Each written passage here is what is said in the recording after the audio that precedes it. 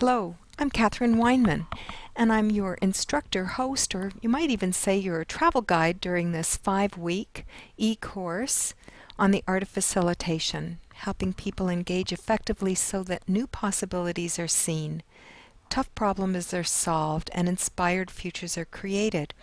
I'm happy to be with you and happy to be delivering this course for Kaizen Solutions, one of its several e-courses available for continuing education credit. The purpose and overview of this 5-week, 5-part learning journey is to provide you with a brief overview of facilitation based on theory, professional certification standards, and drawing from my 20-plus years of experience as a professional facilitator. So over the course of the 5 weeks, we're going to look at this week what is facilitation, its definitions and orientations, moving from a fairly classic traditional frame into some of the more contemporary frames such as Art of Hosting. We're also going to look at facilitation values, beliefs, assumptions, leading into what is our stance as a facilitator. In our 3rd week, we're going to explore competencies. In our 4th week, we're going to look at group dynamics, 4 in particular, stages of group development, resistance, group roles, and a model to help us work with change and innovation. And in our 5th and final leg of our learning journey, we're going to look at process, planning, and protocols. So each week, each part, each leg of this learning journey will include ideas from various facilitation thought leaders and will include questions for your reflection and application, and also to be able to help you compose your post for our online conversation.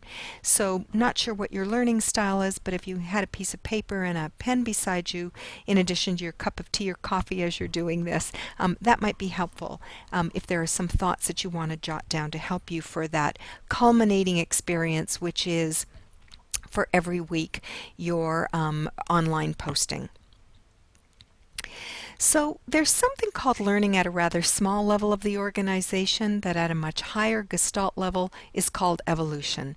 A quote provided by Gregory Bateson that really for me is one of the frames that I'm using to design this 5-week learning journey, that it's what it is that you're doing at an individual level, but if you're taking learning and certainly the offerings from Kaizen in a bigger way, we really are considering an evolution in our practice as professionals and a shift in our awareness and consciousness and the ripple effects that causes. Another frame that I invite you to consider and that's particularly helpful as an adult learning frame as well as having application for our work as facilitators is Gordon's ladder of competency. Now, you might be very familiar with this, and maybe the way I'm framing it is a little different. But if we take a look at whenever we're going into a new learning, often there's that place of being unconsciously incompetent or unconsciously skilled, the place I like to refer to as ignorance is bliss, where it's I don't even know what I need to know. And then we spend a little bit of time and we begin to use sort of our senses, and we come to that next rung on the ladder, which is humility or unconsciously unskilled. I know that there are certain things that I don't know and I have to acquire skills. And then we move to that place of unconscious or conscious skill. I know what I know and what I don't know, and I'm not yet comfortable with the skills, and I'm in what some people refer to as the implementation dip or the learning curve, where I'm needing to sort of think about this and how does this current learning experience dovetail, or what does this mean for my previous experiences? Now, most of us thought that we were on the way when we were at that autopilot, where skills are transferred, they're automatic, we're able to move quite easily into other contexts. However, what we're now knowing is that mastery is really that level where we're able to be articulately skilled, that I'm doing certain things and I know why I'm doing it and I can say that, so that there's an ever-growing degree of mental consciousness, of awareness, of mindfulness. And you may experience that, and I'm going to presume that a lot of you are coming with a lot of skill and experience, but that maybe what's going to happen is you may be moving from the autopilot down into conscious skill as perhaps I'm giving you some new frames or some new ideas to then be able to move back up into that place of mastery. So part one, first leg in our learning journey, what is facilitation? Some definitions and orientations. So again, a quote that I'm using, you would have seen this at the introduction of this e-course. If the group is an art form of the future, then convening groups is an artistry we must cultivate to fully harvest the promise of that future.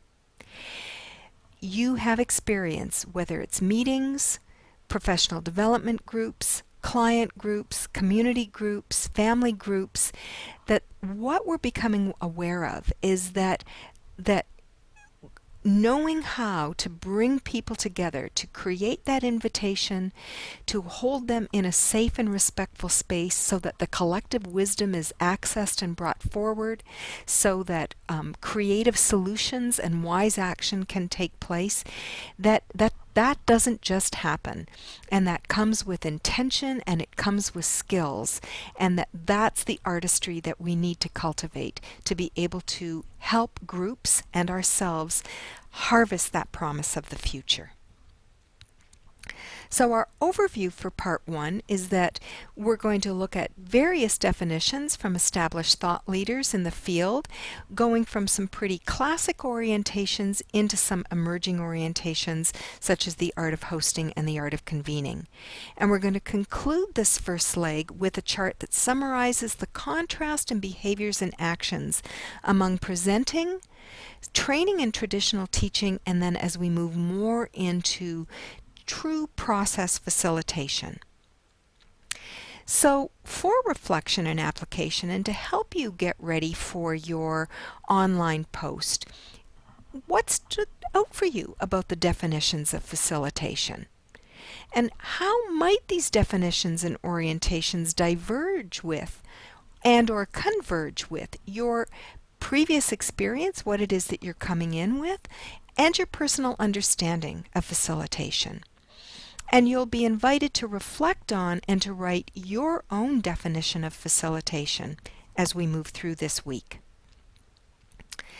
So starting with Roger Schwartz. Roger wrote a book called The Skilled Facilitator in 1994, has had one or two recent editions, and he really is one of the classic traditional gurus in this field of facilitation.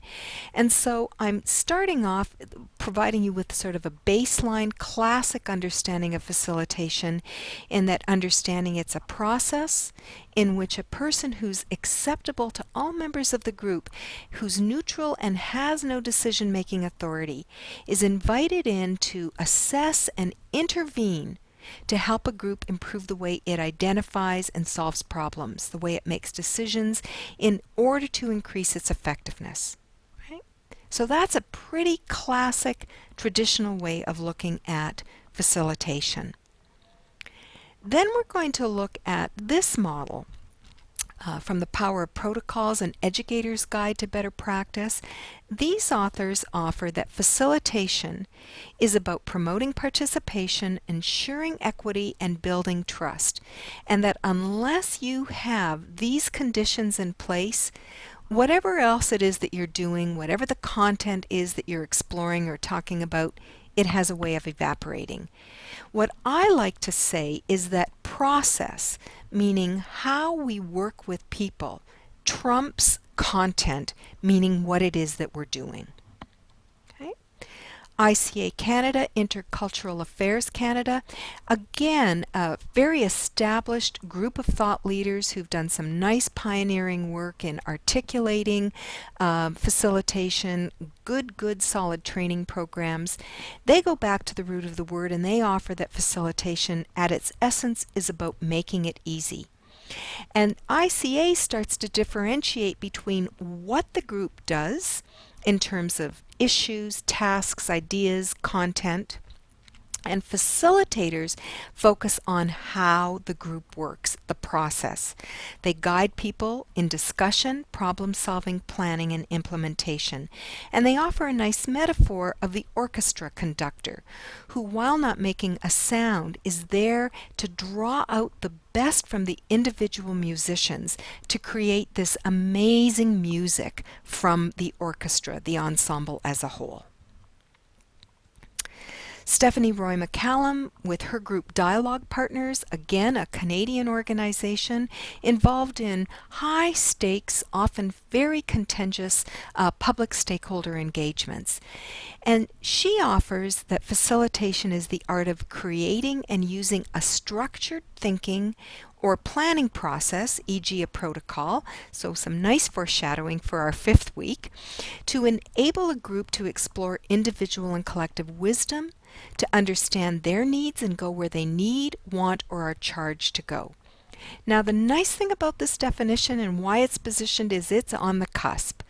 We had a traditional, pretty classic orientation, and now we're moving with Stephanie's definition when we're introducing collective wisdom into some of the more contemporary orientations, such as the art of hosting. And you're going to notice we're no longer even using the word facilitation. We're using the word to host. And you're going to see that this is an emerging set of practices for facilitating, making easy group conversations of all sizes, supported by the following principles. That the wisdom is in the room and we want to maximize that collective intelligence. We want to welcome and listen to diverse viewpoints. We're there to maximize participation within a civil structure, one that's kind and respectful, and we believe and know that we can transform conflict into creative cooperation. So this begins to introduce some of these more contemporary orientations to facilitation. The art of convening. Similar to the art of hosting, they focus on the technology of relationships, that is, the specific values and beliefs held and the actions taken within the convener and between the convener and the group members and among the group members. So like the host, those people are pretty pivotal. So convening is defined as the art and science of gathering and holding people in a safe environment so that authentic engagement can occur for the sake of the best possible outcome. So through this you're going to see some threads that get carried through. Equity, trust, respect. This is what it is that we're looking at. So as we're moving towards the conclusion of this core learning video, what we have is this chart. Might be difficult for you to see, but I have included it in when you go back to haiku, and it begins to differentiate between classic presenting and training to what it means when we move into a facilitating hosting role. So we go from telling and directing to asking questions. And as opposed to one vague big question, what are several powerful specific questions? We move from summarizing to inviting reflecting. We move from right and wrong answers to learning from every experience. We move from debate to dialogue, from one answer to sets of related answers, and answers that are quite fluid and that may only be good enough for now. From analysis to synthesis, from categorizing to gestalting, seeing the inherent wholeness in what it is that's coming through. We move from giving up and compromising to creating inclusive solutions, and from consensus as agreement to consensus as an ability to move forward together. Okay? So you're seeing some of these shifts that are happening, perhaps even within your own practice and understanding of traditional facilitation to what it might be now. So now what I'm going to invite you to do is to return to haiku to visit the next stops along this learning journey regarding definitions and orientations to facilitation. And at the end of this, you're going to write and post in response to your reflections and the provided questions. And you're going to have an opportunity to read and respond to the posts of two of your traveling companions. So to please remember that this first week concludes on Saturday at midnight, and I'll look forward to reading and responding and hearing what you're thinking about.